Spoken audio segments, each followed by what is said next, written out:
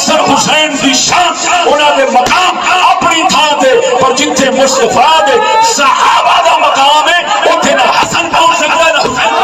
اگر کسی نے سنی ہونے کے دعوے کے ساتھ غیر لوگوں کا عقیدہ رکھنے کی کوشش کی، علی فرمان علی ابو بکر تینوں کچھ ہو گیا، قیامت تک اسلام کا نظام قائم نہیں رہنا، تو ساریاں گلیاں نبی دی علی دی چھٹ کے جسے کنجر بھی رسلی دے پیچھے لگتے حسن حسین کو اگے جا کے مصطفیٰ کے صحابہ کے ہوکر شروع ہو گیا۔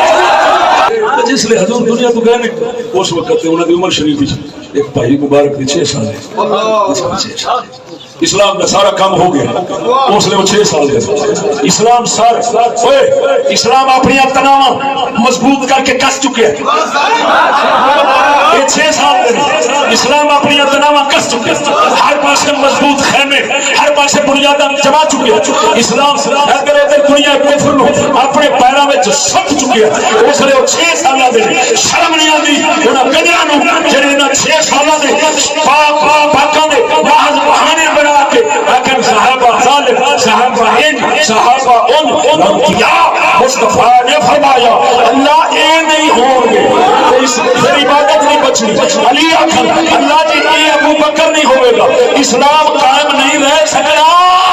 مولوی صاحب کو مفتی صاحب کو جہاں تک میری آواز جا رہی ہے ان سے ایک سوال کرتا ہوں، تو کہتا ہے نہیں صحابہ افضل اہل بیت سے، میں تجھ سے ایک بات کرتا ہوں ریکویسٹ کرتا ہوں، لڑائی نہیں کرتا جھگڑا نہیں کرتا، تجھے کہتا ہوں کہ اب تم جب نماز ادا کرو ظہر کی یا عصر کی، جب نماز رکوع کر کے قیام کر کے سجود کر کے جب قبولیت کے لیے جب تشہد میں بیٹھ جاؤ تو ایسے کرنا، کہنا اللہم صلی علی محمد و علی اصحاب محمد کما صلیت علی ابراہیم وعلی اصحاب ابراہیم انک حمید مجید۔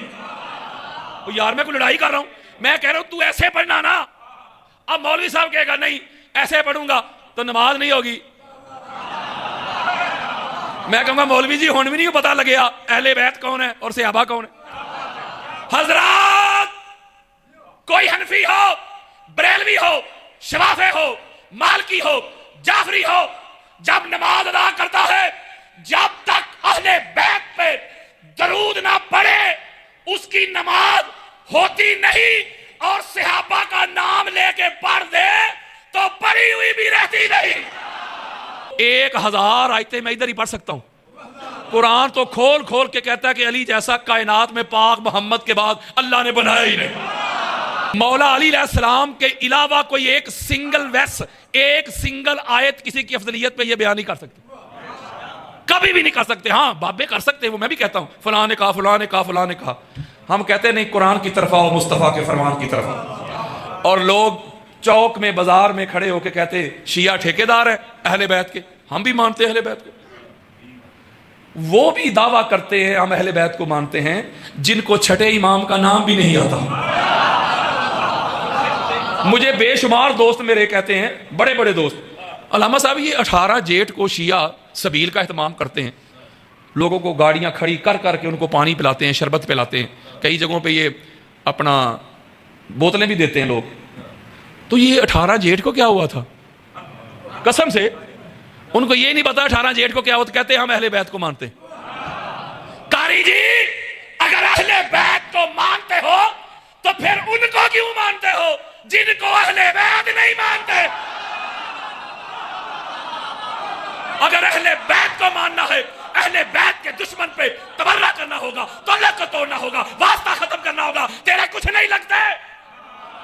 جو اہل بیت کا ہو جائے غیر بھی ہو کہ میرا ہے، جو اہل بیت کا نہیں باپ بھی ہو کہ میرا نہیں، جب تک تیری دوستی دشمنی کا معیار اہل بیت نہیں بن جاتے تب تک چوک میں کھڑا ہو کے یہ نہ کہنا کہ میں اہل بیت کو مانتا ہوں۔ اہل بیت کو ماننا خالہ جی کا گھر ہے، ہاں اگر منافقوں کی طرح مانے گا تو وہ چلے گا، اگر اس طرح ماننے گا جس طرح ماننے کا حق ہے تو پھر گالیوں کے لیے تیار ہو جا، فتووں کے لیے تیار ہو جا، کردار کشی کے لیے تیار ہو جا، گولیوں کے لیے تیار ہو جا، FIR کے لیے تیار ہو جا، سوشل بائیکاٹ کے لیے تیار ہو جا۔ اہل بیت کو ماننا کل بھی مشکل تھا، آج بھی مشکل ہے۔ یار لوگ کہتے ہیں رشتہ داری بڑی چیز ہے، فلاں کا حضور سے یہ رشتہ، فلاں کا حضور سے یہ رشتہ، میں بھی کہتا ہوں رشتہ داری بڑی چیز ہے، لیکن رشتہ داری تب نفع مند ہوتی ہے جب ماننا بھی اس طرح جائے جس طرح ماننے کا حق ہے. اگر ماننا ہی نہیں تو رشتہ جتنا مرضی قریب کا ہو. وہ یار بیٹے سے بڑھ کے ہوتا ہے کوئی قریبی رشتہ؟ بولو یار بیٹا. تو نوح علیہ السلام کا بھی بیٹا تھا یار, نبی کا بیٹا, یار نبی کا بیٹا, کوئی عام بندہ نہیں, نبی تھا پتر یار. سمجھ تو آ رہی ہے نا میری؟ اچھا وہ نبی کا بیٹا تھا, نہیں نہ مانا اس طرح جس طرح ماننے کا حق تھا, تو نظروں کے سامنے ڈوبا کہ نہیں؟ بولیں یار ڈوب گیا. تو کدھر گئی رشتہ داری؟ قرآن پڑھیں, بے شمار انبیاء ان کی بیویاں ایسی گزری ہیں جنہوں نے اس طرح نہیں مانا جس طرح ماننے کا حق تھا, تو نبی کی بیویاں ہو کر بھی جہنمی. اور یارو اس سے بڑا میں رشتہ کہاں سے لاؤں؟ عدل کرے تے تھر تھر کمبن, اچیاں شانہ والے ہوں, فضل کرے تے بخشے جاون, اساں ورگے منہ کالے ہوں. مولوی جی بن ہو بہادر, جنت کوئی نہیں جاسی, کیا سورے کیا سالے ہوں. رشتہ داری تب نفع مند بنتی ہے جب رشتہ داری کے ساتھ مانا بھی جائے. یہ کیسا تیرا ماننا ہے کہ اہل بیت سے بھی محبت کے دعوے اور اہل بیت کے دشمنوں کے بھی قصیدے؟ یہ کیسا ماننا ہے؟ وہ یار محبوب کا محبوب بھی محبوب ہوتا ہے, محبوب کا دشمن بھی دشمن ہوتا ہے. تو تجھے یہ دعویٰ کرنے کی ضرورت ہی نہیں کہ میں مانتا ہوں, یہ کہنے کی ضرورت ہی نہیں. تو جب بولے گا تو پتہ چلے گا کسے مانتا ہے. اور میں ایک بات آپ کو بتاؤں, آپ اسی بات پہ اگر ساری زندگی اللہ کا شکر ادا کرتے رہے نا, اسی بات پہ کہ اللہ نے آپ کو ماننے والوں میں رکھا ہے. اچھا غیر سیاسی جملہ ہے وکیل صاحب, ایڈوکیٹ صاحب, غیر سیاسی جملہ. یہ 1.5 سال سے پاکستان کی صورتحال آپ کے نظروں کے سامنے ہی ہوگی نا, وہ سیاسی صورتحال بڑا خاص نقطہ ہے. وہ بھی چھوڑ گئے جو کہتے تھے کوئی میرے سر پہ بھی گولی مارے نہیں چھوڑوں گا. وہ بھی چھوڑ گئے جو پہلے درجے کے سیابی تھے, وہ سیابی ساتھی کو کہتے ہیں یار, وہ شروع کے ساتھی, وہ بھی چھوڑ گئے. اچھا چھوڑنے کی وجوہات 2-3 ہیں بس. کیا؟ ایک پہلی وجہ یہ ہوئی ہوگی کہ کہیں سے مال کی آفر ہوئی ہوگی, وہ یار منسٹری کا وعدہ ہوا ہوگا, ٹکٹ کا وعدہ ہوا ہوگا, چلو ہم حسن ظن رکھتے ہیں, ہم حسن ظن رکھتے ہیں, چلو یہ آفر نہیں ہوئی ہوگی, ڈرایا گیا ہوگا, دمکایا گیا ہوگا, قید کرنے کا ڈر ہوگا, اولاد کو اٹھانے کا ڈر ہوگا. چھوڑ گئے کہ نہیں؟ بولو. پتہ نہیں کون سا نشہ چکھ لیا تھا میس میں تمار نے, پتہ نہیں وہ کون سا راز پا لیا تھا حجر ابن عدی نے, حضرت بلال نے, حضرت سلمان نے, حضرت ابو ذر نے, حضرت عمار نے, حضرت حذیفہ نے. انہوں نے علی کی محبت میں جگیروں کی آفر بھی ٹھکرائی. بولو یار, مار بھی ٹھکرا دیے, پھانسیوں پہ چڑھ کے جھولے تو لے لیے, لیکن کسی ایک غلام علی نے پریس کانفرنس کر کے یہ نہیں کہا تھا میرا علی سے تعلق نہیں ہے. اوے من لے, اگر کارکن میس میں تمار جیسے ہوں تو لیڈر علی ابن ابی طالب جیسا ہونا.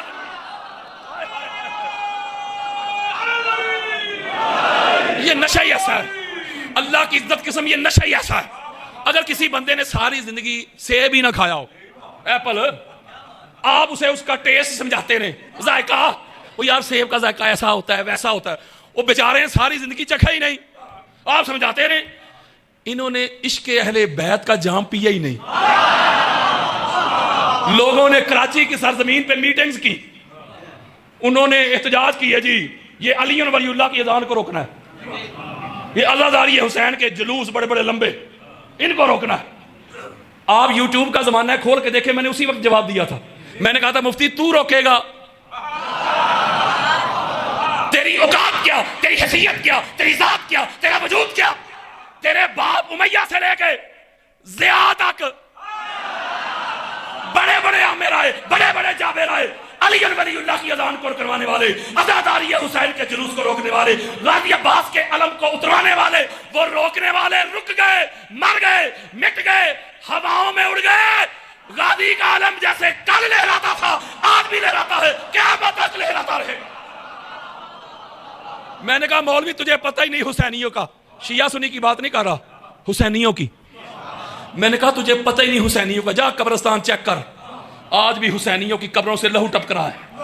یہ وہ قوم ہے جنہوں نے جوان بیٹوں کے لاشیں اٹھائے ہیں, انہوں نے پابندیاں برداشت کی ہیں، بم دھماکے برداشت کیے ہیں، فائرنگیں برداشت کی ہیں، لیکن علی ولی اللہ پہ کمپرومائز نہیں کیا۔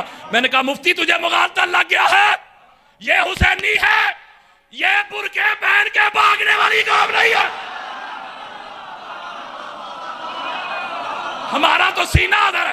میں پاکستان کے اداروں کو، پاکستان کی ایجنسیز کو میسج دینا چاہتا ہوں، حسینی تو ہوتے ہی پرامن ہے، ہم تو اپنا سینہ پیش کرنے والے ہیں۔ پہچانو کون ہے جو ملک پاکستان کی سالمیت کے دشمن ہے، کون ہے جو پاکستان کو فرقہ واریت کی طرف دھکیلنا چاہتے ہیں، کون ہے جو اسلام کے دو عظیم بازو شیعہ اور سنی ان کو دستوں گریباں کرنا چاہتے ہیں، کون ہے جن کو باہر سے فنڈنگ ہوتی ہے، کون ہے جن کو باہر سے مال ملتا ہے کہ بھائی کو بھائی سے لڑوا دو، جو شیعہ سنی فسادات پہ تقریریں کرتے ہیں، جو کافر کافر کے فتوے لگاتے ہیں۔